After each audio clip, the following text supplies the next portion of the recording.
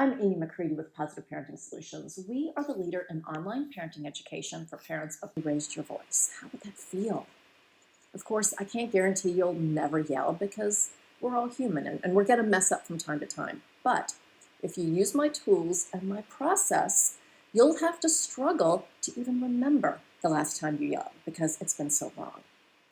And as a recovering yeller myself, I will tell you that is life-changing. And I know you might think, oh, that couldn't possibly happen. So the first thing that I want you to do in your workbook is to write down the top 3 behavior issues that you're struggling with right now. And I want you to be specific, so more than just not listening. So maybe it's back talk or sibling rivalry or homework or technology. Think for a minute and jot down those top 3 behavior issues because we're going to be referring back to those throughout this session. Now, obviously, if you're driving and listening to me, make a mental note of those 3 behaviors. All right, so hopefully you have those 3 behaviors listed. Maybe you have 5, maybe you have more than that, I don't know. But the first thing we're going to do is try to determine the root cause of those behaviors you just listed. And everything that you learn in this session and everything that I teach in my online parenting program is based on Adlerian psychology and positive discipline. And according to Adlerian psychology, behavior is not random. There is always a reason for the behavior. And the first thing that we need to know is that all kids, and all human beings for that matter, have a hardwired need for attention and power. So think of your kids as having an attention bucket and a power bucket. Every day, they must have a sufficient dose of positive attention and emotional connection with you. And every day, they must have a sufficient dose of positive power. If your child's needs for attention and power are not met in positive ways, they'll use negative behaviors to have those needs met. They may try to get your attention by whining or clinging or acting helpless, which is totally annoying for us, but it makes perfect sense from the child's perspective. Because when she starts whining, we stop what we're doing, right? We say, now use your big girl voice. And sometimes we just give in because we can't take it 1 minute longer, right? We give in to whatever she was whining about. Fine, have the cookie before dinner, just stop whining. But in each case, she got a big hit of attention for that whining. Now, next to the behaviors that you listed in your workbook, write this down because it's really important. Kids only continue the behaviors that work for them. Kids only continue the behaviors that work for them. So if a behavior works to get that hit of attention, even if it's negative attention, it's working for the child, and you can be sure they'll use it again. So how might the behaviors on your list be working for your child? Think about that for a minute. If you have sibling rivalry on your list, that can be a big-time attention-seeking behavior because when they start fighting, what happens? We stop whatever we're doing, right? To find out who did what to whom. The behavior works to get our attention. All right, how many of you have some version of bedtime battles on your list? Do your kids drag out the routine forever? Or another kiss, another story, another drink of water, it goes on night after night. Well, that bedtime drill works for your kids because they get your attention and they keep your attention with all of those requests. And that's why they do it night after night. For them, it's brilliant. Now, as you look at your list of your top 3 or 5 or 10 frustrating misbehaviors, you might be thinking, I don't know, Amy, I give my kids plenty of attention. Their attention buckets are full, but we're still having these behaviors. Well, if that is the case for you, your situation has likely escalated to a power struggle, and that happens all the time. So just like your kids have an attention bucket that has to be filled every day with positive attention, they also have a power bucket that has to be filled with plenty of positive power throughout the day. Now, what do I mean by positive power? Positive power means having a sense of independence, autonomy, control over their own world. But think of life from a kid's perspective for a minute. How much control do they really have over their own world, right? Not that much because they have us who call all the shots. Imagine what it's like to constantly have somebody telling you when to get dressed, when to go to the potty, when to do your homework, when to do chores, day in and day out. you can understand why kids don't feel like they have a whole lot of control over their own world. And this is important. Your kids' desire for power and control is not something they just decide they want, right? It is part of their wiring. The need for power is universal for little kids up to senior citizens. Even an infant will fight back if you try to hold him down and restrain him on the changing table, right? When kids don't get a sense of age-appropriate independence and control, they start to feel out of control. They start to feel helpless. And then they start acting out with negative behaviors to feel some control or power over their own lives. And that's a problem for us, right? Because do you know how kids get a sense of power or control? They do things to push your buttons, right? They try to win. They do the opposite of what you want them to do. By resisting, by pushing back, kids try to prove to us who's boss. And that's a major hit of power. All right, look again at the list of misbehaviors in your workbook. Do you have tantrums or defiance or backtalk on that list? Do those behaviors push your buttons? Well, yes, of course. Those are power behaviors. Kids get a huge hit of power when we get angry or they push our buttons. Imagine what it's like for a kid to get a big grown-up adult all bent out of shape. Big time power hit.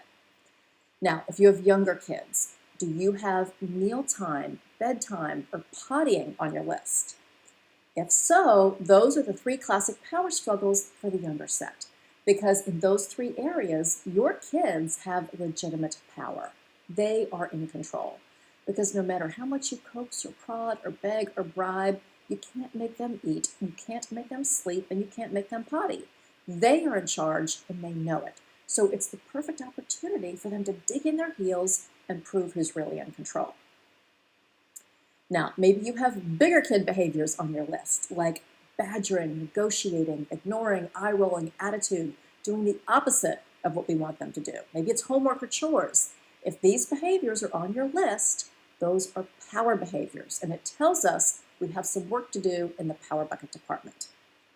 Now, speaking of the power bucket, here's the thing that is most frustrating and the one thing that most parents never even consider, and that's this. Human beings are born with free will. Right? Think about that for a minute. Human beings are born with free will. We know that intellectually, but what does it mean for your kid's behavior? Well, it means that whether your child is 18 months old or 18 years old, the decision on whether or not to behave, to listen, to cooperate, to do the right thing, it's always their choice. We think we can make our kids behave. We think we can demand compliance and make them submit to our will. And yes, you can do that temporarily, but it's never a sustainable strategy. The fact is, your people have free will. And in the end, that decision to behave, to listen, to cooperate, to do the right thing, it's always their choice. And that is so super frustrating because you're the parent. You're bigger, you're stronger, it's your house, you make the rules. But your child has free will, and in the end, it's always their choice. So where does that leave us? Well, for most parents, it leaves us in this endless cycle of power struggles because for most parents, their go-to strategies are all about making their kids behave, right? Most parents start with timeout and counting 1, 2, 3, and that may work at first, but it's never sustainable, especially with strong-willed kids. I mean, have you ever tried to keep a kid in timeout who has no intention of staying there? And what do you do when they're 13 or 14? If these strategies aren't working for you, please take comfort in knowing it is not you and it's not your kid. These tactics work against the child's need for power, against the way they're naturally wired, and that's why it feels so difficult. And that's why the child will always eventually fight back. And when they do, parents then usually resort to punishment to make their kids behave. Parents think that the threat of something really bad is going to deter that behavior from happening next time. But the opposite is actually true, and I'll explain why. First, punishment and discipline are totally different animals. From a positive discipline perspective, we define punishment as any tactic that causes the child to feel blame, shame, or pain. That could be physical or that could be emotional. Blame, shame, and pain punishment can certainly stop the behavior in the moment because the child's afraid of you, right? So basically, you force the child into submission by overpowering her with fear. But the problem is, it doesn't create long-term behavior change. Because when a child is exposed to blame, shame, and pain punishment, her natural reaction is to shut down. It's like a wall goes up so she can protect herself. And when that happens, there's no learning going on. The other big problem with blame, shame, and pain punishment is that it teaches kids to get really good at lying. And that makes sense, because if you're a kid and you know that blame, shame, and pain is coming, of course, you're going to lie to try to get out of it. It's a perfectly reasonable response. With blame, shame, and pain punishment, we've set up an environment that almost guarantees that kids will lie. And then we get furious at them for lying. It's craziness. Jane Nelson, who is the author of the Positive Discipline series, I think says it best. Where did we ever get the crazy idea that in order to make children do better, first we have to make them feel worse? No, right? Kids do better when we use strategies that give kids the power that they need within the limits that you, as the parent, feel good about. Discipline is not punishment. Discipline comes from the Latin word discipulus, or disciple, which means a pupil or learner. Discipline teaches kids to make better choices in the future rather than inflicting blame, shame, and pain for making mistakes in the past. Now, let's do a quick reality check here. If you've used blame, shame, and pain punishment in the past, I don't want you to waste 1 minute feeling guilty about that. Trust me, I felt enough guilt for all of us. So before moving on, can we all just agree to let go of that guilt? Does that sound good to you? I wish I could see you, but I hope you're nodding in agreement with me, because we're here to focus on new beginnings and strategies that are going to work so much better for you and your kids. Now, next up, I'm going to share a discipline strategy, not punishment, discipline, which is the no yelling formula for consequences. But I want to talk about personality for a minute, because it plays a big role in your kids' behavior. Now, you may have a strong-willed or a powerful child or a laid-back child, and their personalities and their temperaments certainly play a role in their behavior. However, that's not the full story. In fact, our personalities play a huge role in our kids' behavior. Our personalities may actually cause our kids to fight back. One of the things that we have parents do in our online training program is go through a parent personality assessment to uncover how your personality brings out certain behaviors in your kids. So for me, when I go through the assessment, my personality is like off the charts controlling. So I naturally invite power struggles for my kids. The more I want things done my way, the more I play Miss Bossy Pants, their natural reaction is to push back. It's a fight or flight response. Kids can't easily flee, so they have no choice but to fight back. Now, think about your personality for a minute, and in your workbook, make a few notes about which aspects of your personality may invite certain behaviors from your kids. Maybe you're controlling like me. What about your personality is a trigger for your kids? So take a minute and jot that down. And if there are two parents in the home, how does your partner's personality invite certain behaviors or responses from your kids? So make a note of that while I have a drink of my tea. Here's the thing. The bottom line is misbehavior is never just a kid problem. We play an equal role in that behavior, which is actually really exciting, because if we can simply stop doing the things that trigger our kids, we're 50% of the way there in solving the power struggles. So if you're interested in taking that parent personality assessment, I'll share how you can do that a little bit later on, but just be thinking about that. All right, we know we want to avoid blame, shame, and pain punishment. What I want to do now is take a deep dive into just one of our 37 discipline tools, and that's our no yelling formula for consequences. Specifically, the 5 R's of fair and effective consequences. Now, this formula is appropriate for kids around the age of 2.5, all the way up to teens. Your kids have to be verbal enough to go through this process that I'm going to explain, and they have to understand basic cause and effect. If your kids are younger than that, there are different tools that we would use from the Positive Parenting Solutions toolbox. But if your kids are younger, I still encourage you to take really good notes on this process because you're going to want this formula a little bit farther down the road when they're ready. All right, so here we go with the 5 R's.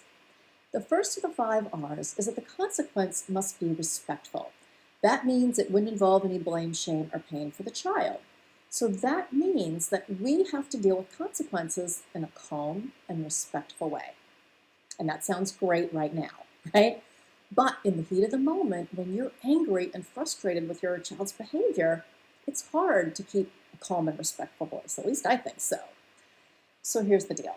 If you can't address the child's behavior in a calm and respectful way, please don't deal with it in that moment, because 99% of stuff does not have to be dealt with in that moment. You can always wait 10 or 15 minutes, even if your kid has moved on to something else altogether. You can say, sweetie, let's talk about what happened a little while ago with your brother in the train tracks. You can always bring the child back to it.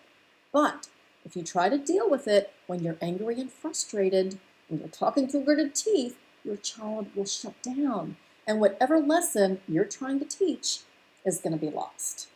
Now, of course, use common sense, right? If somebody is getting hurt or damaging property, you're going to have to step in and calm the situation. But wait to discuss the behavior, wait to share the lesson until you can do it in a calm and respectful way. All right, now for the second R. I really encourage you to circle this in your workbook, put big stars around it, because it is the one that parents almost always miss. And that is that the consequence must be related to the misbehavior, right? Related to the misbehavior because we want an actual learning event to take place. And that's much more likely to happen if it's related, if it's connected in their minds. So as an example, the related consequence for not wearing a bike helmet is she doesn't get to ride her bike. It's connected, it makes sense. The related consequence for refusing to brush your teeth is you don't get to have sweets or goldfish or Gatorade or ice cream or anything else that might turn to sugar on your teeth. Because here's the reality. I can't force him to brush his teeth, at least not without a power struggle. Now, I can put him in a headlock and I can force that toothbrush in his mouth, but that's not going to end well for either one of us. So, buddy, it's up to you. If you choose to not brush your teeth, that's fine. However, we'll have to change your diet, and anything that turns to sugar on your teeth is going to be off limits. So we put the control, the power, in the child's hands. And after a day or two of strictly vegetables and protein, he will be brushing his teeth without a battle. I promise you. Not that there's anything wrong with vegetables and protein, but I'm just telling you this really works. For older kids, if you miss curfew, then you don't get to go out with your friends the following weekend. And if you don't turn off the device when I ask, you're going to lose your gaming privileges. It's connected. It makes sense. Now, let's say I didn't turn off the video game. Let's say you didn't turn off the video game when I asked, and I said, all right, that's it. You're not going to the birthday party this weekend. How would you react? Well, you'd probably think, that's so not fair. You're so mean. And you'd be 100% right. It's not fair. It's not related. The birthday party has nothing to do with the video game issue. It's a willy-nilly consequence. It is an act of parent desperation. And we've all been there, right? Where we're just pulling consequences out of the air, taking away this, taking away that. And then pretty soon, we've taken away everything, but the behavior's still happening. That's an indication that you've been using willy-nilly consequences. Now, please write this down about consequences again. It's so important. Your kids don't have to like the consequence, but it must feel fair. If consequences are unrelated, if they feel willy-nilly, then the anger turns on you. You become the bad guy. And at that point, your child is not taking personal responsibility for her behavior. She's not owning it. It's all about how mean you are. And then she can feel totally justified in her behavior. Bottom line, for the consequence to be effective, it must be related to the misbehavior. Now, if I can just kind of feel you're probably having this panic attack right now because you can't think of a related consequence for a particular behavior. If that's the case, let that go, right? There's no need to panic. If you can't think of an obviously related consequence, it probably means that consequences aren't the right tool for that situation. As I talked about earlier, we have lots of other tools, and I'll share where you can learn them later on, but for now, don't stress if you can't think of a related consequence. Probably means something else is better suited for that behavior. If consequences are the right tool, you'll know the obviously related consequence. All right, after respectful and related, the third R is that the consequence must be reasonable in duration. Remember, we're not trying to make our kids suffer or pay for their mistake. That would be blame, shame, and pain. Our goal is to help them learn. So to do that, the consequence only has to be reasonable. So for a 4-year-old who's throwing puzzle pieces around the room and she knows that's not okay, it would be reasonable to pack away the puzzle for the rest of the day and let her try again tomorrow. For a 14-year-old who's texting at the dinner table and she knows your family rules for technology, it would be reasonable for her to lose her phone privileges for a week. Just keep it reasonable based on the child's age and development. And keep in mind, if consequences aren't working, don't arbitrarily make them longer or more severe. If the consequence isn't working, that tells you the consequence probably wasn't structured correctly in the first place, or there are other tools that would be more appropriate for that situation. And after respectful, related to the misbehavior, and reasonable in duration, the fourth R is another make or break R, and that is that the consequence must be revealed in advance. Revealed in advance so your child has the power to make a choice between the appropriate behavior and the consequence. When she knows ahead of time what you expect and exactly what the possible consequence will be, well, then she has the power to determine how things work out for her. Remember that giving kids power doesn't mean they get their way. You're the parent. It's your job to establish the limits and the guidelines. However, within that, your child must be able to influence how things work out for her. So we want to reveal the consequence in advance and then close the loop with the fifth R, which is having the child repeat back to you her understanding of your rule and the consequence. So, sweetie, just so we're on the same page, can you repeat back to me our new rule and what the consequence will be if you choose not to follow that rule? Once she repeats back, then we have a verbal agreement. And then if I have to follow through and implement the consequence, there'll be no surprises because she knew the deal and I confirmed that by having her repeat back to me. Now, for those of you with younger kids, you can still use this process. You're just going to use very simple words and short sentences, just like we talked to them now. But as long as they're verbal enough, this process will definitely work for you. Now, I'm going to go through a script that you can use in a minute, but I want to remind you that there are 5 R's for a reason. Consequences must be respectful, related to the misbehavior, reasonable in duration, revealed in advance, and repeated back to you. If you're missing any one of those 5 R's, it will feel like blame, shame, and pain punishment to your kids. And when that happens, the anger gets turned on you, and your kids will not be taking personal responsibility. All right, next, I'm going to give you a script for how you can do the reveal in advance process to get the very best results.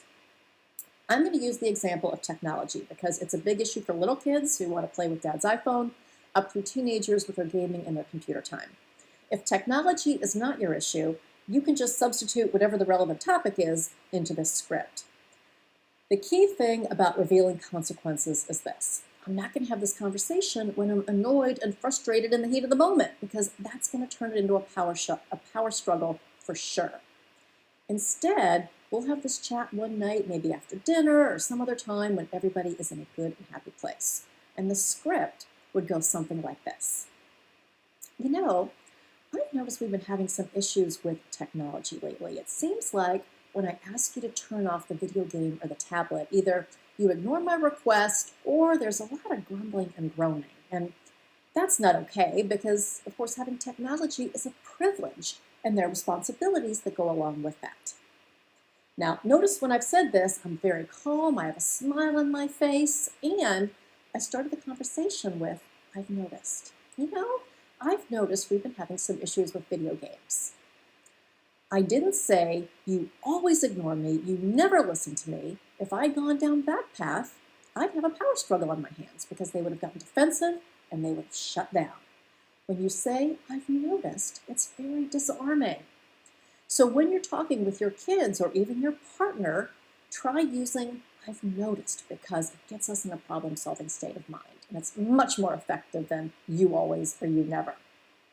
All right, once you let them know about your concern, then you can let them know the expected behavior and be crystal clear about that. So guys, in the future, my expectation is that when I ask you to turn off the video game or shut down the technology, I expect that you're going to turn it off and without any grumbling and groaning. Now, I'll give you a 5-minute warning because I know you want to save your game, and you may want to set a timer so you know how long 5 minutes is. But I'm not going to remind you, I'm not going to give second chances. It's up to you to remember to turn it off. Let me just stop there for a minute. What do you guys think about that? Does that seem like a reasonable expectation for the privilege of having video games or technology? I think it is. And I hope you'll remember this, that TV, video games, computers, iPads, mobile phones, even old school television, those are all privileges and not rights. And so you need to be crystal clear about your expectations with those things. And if your kids aren't mature enough or aren't willing to follow the rules and the boundaries you put in place, then we know we have to make some changes. All right, let's go back to our script. I've let them know exactly what I expect in the future, but I want to cover my bases and I want to reveal a consequence. So I would say something like, now, I'm sure we won't have an issue with this, but I want to let you know that if I ask you to turn off the video game or the device and you ignore my request, or there's any grumbling or groaning or begging, please, Mom, just 5 more minutes, if there's any of that, you're going to lose your technology privileges for the next week. So where are we at this point? He is now fully informed, right? But I don't want to stop there. I want to close the loop by having the child repeat back. So just so we're on the same page, can you repeat back to me our new rule for technology and the consequence if you choose not to follow the rule? Once the child repeats back, then you know you have a verbal agreement and everybody is on the same page. Now, let me ask you a question. At this point, who will decide if she gets to keep her privileges? Who will decide? If you're saying that the child will decide, you're absolutely right. If she turns off the video game without grumbling or groaning or begging for 5 more minutes, then everybody's cool and she gets to keep her privileges. If not, she has made that choice. It's not something you've done to her, it is a choice that she's made. And if you have to follow through and implement the consequence, she can't be mad at you, she can only be mad at herself. Now, you and I both know that she'll probably be mad at you and try to take it out on you, but that's okay. That will happen as you start this process. But you know you've laid the groundwork using the 5 R's, and you can let any fussing or complaining go in one ear and right out the other. Can you see how empowering this process is for both parties? You're the parent. You establish the rules and the consequences. You have that power. But she also has the power to influence how things work out for her. That's why this is so empowering, because she has power within boundaries that you feel comfortable with. It really is a win-win. Now, let's talk about a few situations that might come up, because I want you to be prepared for anything. So what if you reveal the consequence in advance, but the child won't repeat back? What do? Well, if that happens, it tells you 2 really important things. First, in this example that I just gave, if he won't repeat back, that tells you that he's clearly not mature enough for the privilege of having video games or technology. And as the parent, you would be well served to pack up the video games for 3 months or 6 months until he can grow in maturity. It's not a punishment. It's simply a matter of, to enjoy certain privileges, you have to demonstrate a certain level of responsibility. It's like driving a car or anything else. The second thing it tells you, if he won't repeat back, it tells you you have a whopping power struggle on your hands. And I can pretty much guarantee it's not about the video games. It's about proving to you who's really boss. And if you're having power struggles in this area, I can pretty much guarantee that you're having power struggles in other aspects of your day. Maybe it's your morning routine, bedtime, chores, homework, mealtime, because power struggles are typically not isolated in one area. If you have them in one area, you'll likely have them in others as well. All right, here's another what-if scenario. What if you reveal in advance? The child repeats back, but then he still makes a poor choice. What are you going to do? Well, first know that that's going to happen from time to time, right? Because they're kids, they're learning, and they're going to make mistakes. And when they do, you're going to keep your promise and follow through and implement the consequence. And this is important. If you're not willing to follow through and implement that consequence, please don't even put it out there. Because if you don't follow through, it's only going to prove to your kids that you're not to be taken seriously. Why should they listen to you? But you're not that kind of parent. I know that.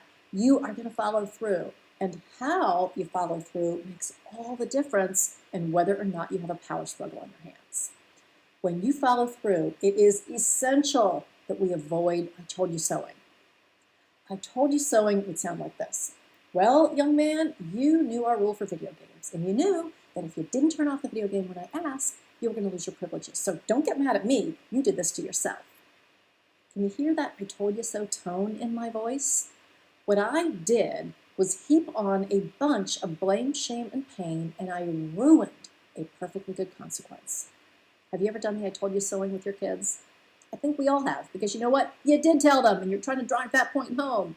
But all it does is turns the anger on you, and that leaves the child perfectly justified in his behavior and his attitude. So as hard as it is, we're going to zip our lips on the I told you so's and implement the consequence with respect and dignity. All you have to say is, gosh, I see you chose to lose your video privileges, but I have confidence you'll make a better choice next time. Doesn't that sound so much better? I see you chose to lose your video privileges, but you know what, sweetie? This is a learning opportunity, and I know you'll make a better choice next time. Is he happy about the fact that he lost his video privileges? No, of course not. But he doesn't have to feel like the stupidest kid on the planet. He messed up. Let him own that with dignity and let him learn from it so we can make a better choice next time. And when we follow through, that second half of the statement is so important. I have confidence you'll make a better choice next time, or whatever words feel comfortable to you. But that allows the child to save face. Anytime we want someone to change their behavior, whether it's your child, your partner, your coworker, we have to allow them to save face. Otherwise, they get defensive, they shut down, and the anger gets turned on you. And then the learning opportunity is completely lost. All right, here's another what if that almost always comes up. What if I can't think of a good consequence? I alluded to this a little earlier, but if you can't think of a consequence that meets the 5 R's, that is respectful, related to the misbehavior, and that's clearly the hardest one, is reasonable in duration, that you can reveal in advance and have the child repeat back to you, that tells you the consequences are not the right tool. If you remember anything from this session, please remember that there's no silver bullet strategy. And consequences should only be used 10 to 15% of the time when we can easily and obviously meet the 5 R's. For the other 85 to 90% of the time, it's going to be some other tool in the toolbox. If you try to use consequences for everything, trust me, you are going to have more power struggles than you bargained for. This is especially true for the big ticket power struggles like the one on the screen. For these behaviors, we wouldn't use consequences. We would use some other tool from the toolbox, or more likely, a series of tools, because very often we need more than one tool to correct a particular behavior. My husband always uses the analogy, you can't build a house with just a hammer. You need lots of different tools in your toolbox. Well, the same is true for raising kids. You can't fix the big ticket power struggles and raise kids who are respectful and responsible and capable with just one tool. It's not going to happen. Now, in a minute, I'll share how you can learn the rest of the tools in the toolbox in our online training program. But before I do, I want to share something personal with you. Earlier in the session, I suggested that the best instructor is the person who used to be you. And I don't know if this resonates with you or not, but back when I used to yell to the point of having a sore throat, I absolutely hated the person that I had become. When I'd have my adult tantrum and I'd lose it, I would actually scare my kids. And I would go to bed just feeling heartsick about yelling at these sweet little people who look up to me for everything. And my biggest fear was that my kids would look back on their childhood and remember me as the one who used to always yell at them. And when I think back on how desperate and defeated I felt back then, I am so thankful that I learned these positive parenting tools because I honestly feel like it saved my parenting life. You know, things weren't perfect for us. Like all families, we had our moments, but when something went down, I had my toolbox. I